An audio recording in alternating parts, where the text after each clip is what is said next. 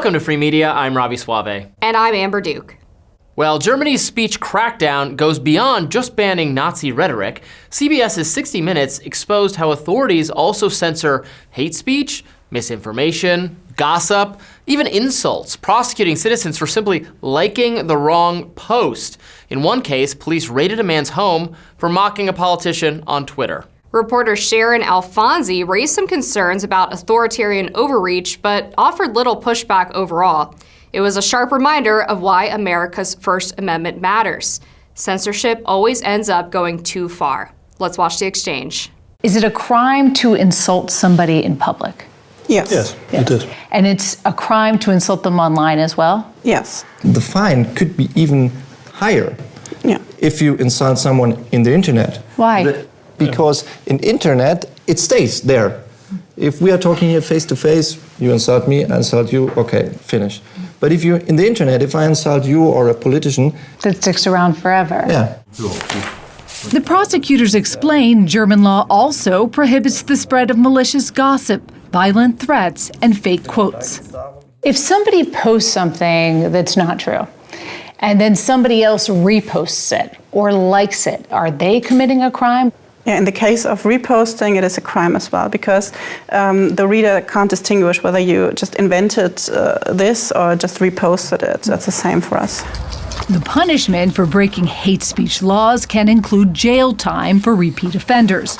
All right, I have a lot to say about this. I'm sure you do as well. You first. I want to start by noting that, so that clip that we played it's not like an unfair snippet or something of the interview that's not representative. That was the section of the interview that CBS itself chose to highlight. So let's not have anyone watching think we're taking them out of context. And those were German prosecutors who were being interviewed for this segment. Because at first it's like, oh, maybe they're whistleblowing how bad this system is. But no, they are in favor of it. They were bragging about their power to arrest people for those reasons.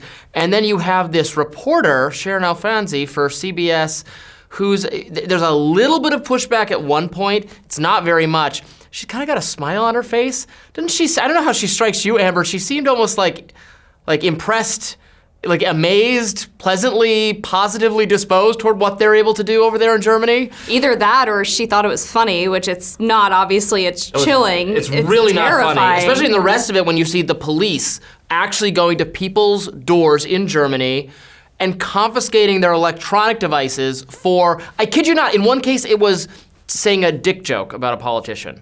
I was so just disturbed, for lack of a better word. Yeah. I know I already said that, but it repulsed by the demeanor of these prosecutors who so nonchalantly talk about criminalizing speech as if this is normal course of business for them, which I guess it is. I mean, section, I believe it's 103 or 130 in this German law says that Germans who incite hateful rhetoric against protected categories, Germans who spread misinformation can receive a prison sentence of up to 5 years in jail. And this is not just tweeting something out or saying it yourself, but if you like or retweet a post. Right, if you could like somebody else's post. Yeah, there's no retweets are not endorsements in Germany, to say the least. And there's been cases of people silently praying in Germany that have been arrested for allegedly being hateful.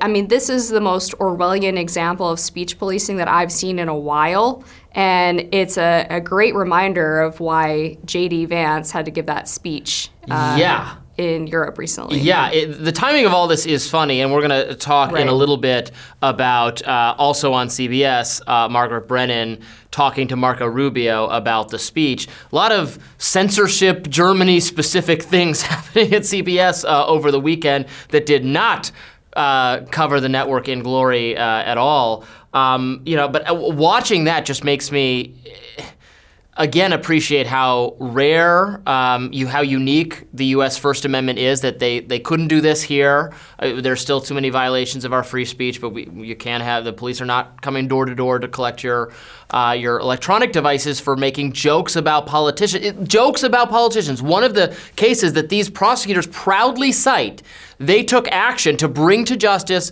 someone who, not someone who called for racist violence against the political figure, but literally just called him a dick.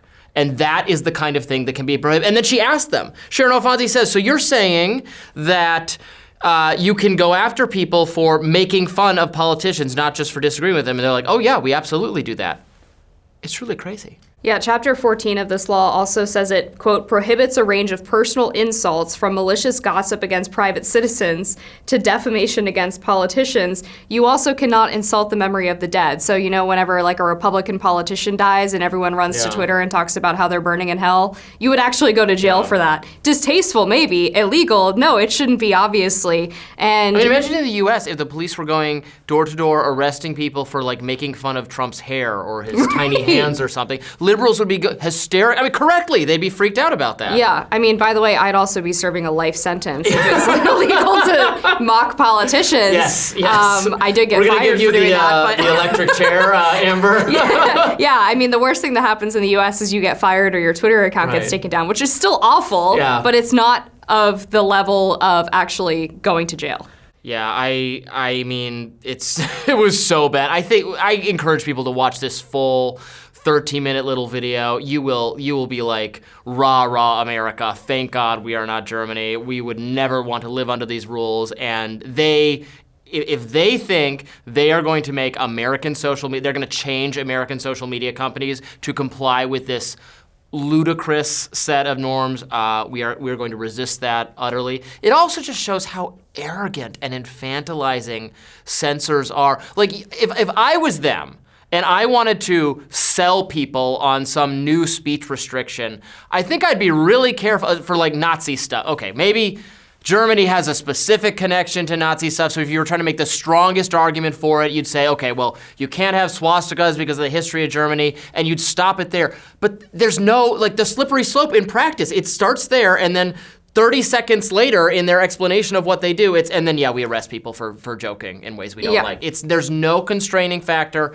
ever, which is why these people can't be trusted even to have the most reasonable infringement on free speech, the most highly defensible one. You can't trust these people to keep it at that level. You never can. Yeah, and on the point about social media companies, they impose massive fines on social media companies that don't take down posts that they consider to be hate speech. So if you want to operate in the country, you either have to abide by these rules or pay the massive fines, or you just leave entirely. And I would advocate that companies that are American and have a cultural ethos of protecting free speech, whether that's X, I guess Zuckerberg's kind of getting on that train with Facebook, you either got to leave Germany or be willing to pay those massive fines, because it is completely unethical, I think, to have your company there and abide by these rules that are so antithetical to the freedoms we enjoy in America. European bureaucrats are a huge threat to Europe, to its success, to the freedom of speech and expression that its people should enjoy but don't,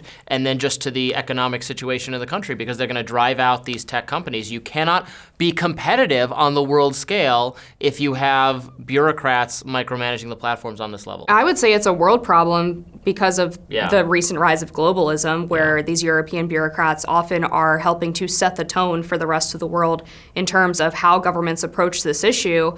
And we had a German-funded misinformation operation going around to media outlets in the U.S. and encouraging them to dox people on social media whose opinions they didn't like. So it's unfortunately not relegated to just that part of the world. Well, thank goodness the tech leaders, I think, are more aware of this problem and less willing to play along. So we'll see how that all plays out. Thanks for watching. Be sure to tune in tomorrow on our new YouTube channel, linked below. That's Reason Free Media, where we will have more to say on this exact same subject. Stay with us.